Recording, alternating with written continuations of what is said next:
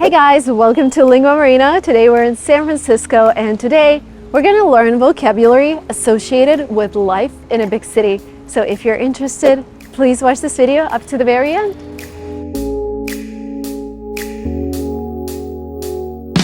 Right now, I am walking on a sidewalk. This is the part of the street specifically designed for pedestrians like me. Sidewalk. Painted lines on the road indicating where pedestrians can safely cross. Crosswalk. I don't know about you guys, but this thing is very American for me because of the movies I've seen, because of all the videos on the internet where people drive into a fire hydrant and cause a huge water explosion. This is a fire hydrant. Normally it's red, yellow, or white, and you can't park near the fire hydrant. And this is where you see this red color, which indicates that there is no parking here. This is a parking meter, a device for collecting money in exchange for the right to park your car for a limited time. I know parking can be really confusing in big cities, so always look for parking meters and signs that tell you when and where to park. And honestly, guys, if you travel to the US from abroad, just get ready for these crazy parking fees. You can park your car in this parking lot for $3.50 for each 15 minutes. And if you park for the whole day, it's $34. Welcome to San Francisco. I am standing on a manhole. This is a metal cover in the street providing access to underground utilities. Manhole. In some cities, you'll see objects like this one in the street. This is a bike rack. This is where you can park your bike and secure it. The problem is, in San Francisco, even if you secure your bike, it doesn't really prevent theft. I know that at Stanford, the most popular crime is when people steal your bike or parts of it. This sign points out where handicap access is. It's access for people with disabilities. Behind me is a sign that says one way. This means that traffic flows in only one direction on a particular street. Do you see that this portion of a street is slightly raised and is designed to slow down vehicles? Speed bump.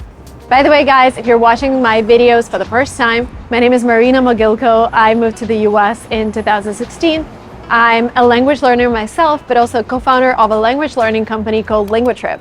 And at LinguaTrip, we have amazing teachers teaching you English in the most fun and efficient way. I'm also there as part of the course to motivate you and make you happy about learning a new language. So if you're willing to continue learning with us, check out the link below. We have a subscription where you learn new things daily with our teachers. Thousands of students have already learned English with LinguaTrip. They were able to get into universities of their dreams. They were able to pass language tests, and they started living lives of their dreams abroad. If you want to learn English with LinguaTrip, the link will be down below. This is a trash can. This is where you put your trash. But what's interesting about this one is that it has this special section for recycling, for your plastic, for your cups, and this is the general trash section.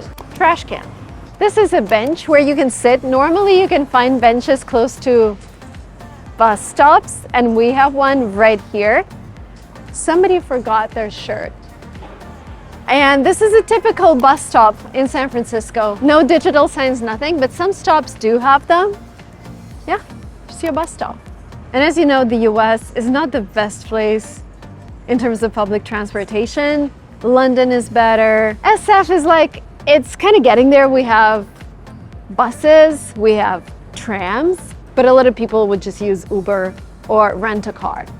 This is a bike lane, reserved lane on the road for cyclists. Street lamp is usually found on the side of the road and it's used to light it up. Street lamp. This is a very San Francisco trash can. You can just open it by stepping here. First of all, I want you to remember this number, $238. This is your fine if you don't stop at a stop sign. In California, a stop sign means a complete stop. Otherwise, if you're spotted by a police officer, the fine is $238 plus fees. Hi, can you make a decaf pumpkin spice latte? Yeah, of course. Thank you. What size do you want that one in? Small and less sugar. Less sugar, so no whipped cream. No whipped cream. Do 1 pump of the pumpkin sauce. 1 pump, yeah. 1 pump. It's the lowest sugar I can get for you. Okay, thank you. It's gonna be $5.45. And decaf, right? Yeah, thank you. Okay, I got a drink that a lot of Americans drink in October, and it is called a pumpkin spice latte. It smells like pumpkin. And it tastes like one. Warms me up. Guys, I just want to show you this hotel. It's so pretty. It has these pumpkins. We're getting ready for Halloween, for Thanksgiving. Just look at this beauty. It looks like Paris to me. I've had so many meetings here when I was living in San Francisco. Look at this flower arrangement.